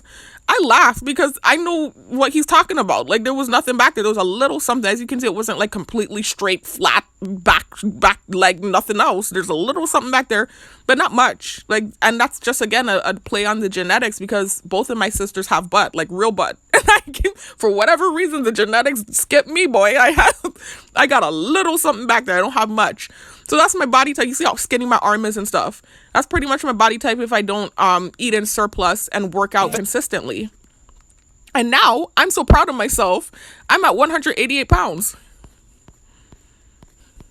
This is my body type now. Like, I actually gained, like, I put on some weight, y'all. I really did. I've been working hard. I posted these pictures on here on YouTube, so you can check out the community if you want to see these pictures. But it's a big difference from just eating in a surplus and working out consistently.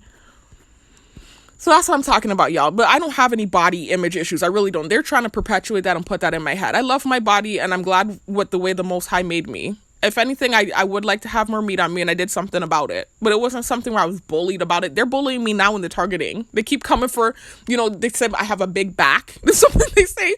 When that's something that runs in my family. You saw my back. It's not that big of a deal. It's really not that big. And actually, that was something I used to get complimented about, my siblings and I, because we all have very square shoulders. So that was something we used to get complimented about, but that's natural. I can't help it. Like, that's just the genetic. All of us are like that. Our back is just like that. And then the other thing they come for is my face. They don't come for anything else with my body, really just my back and my face. They keep actually insinuating that I'm like a butter face. And, I talked about this in prior videos. Y'all look into it yourself.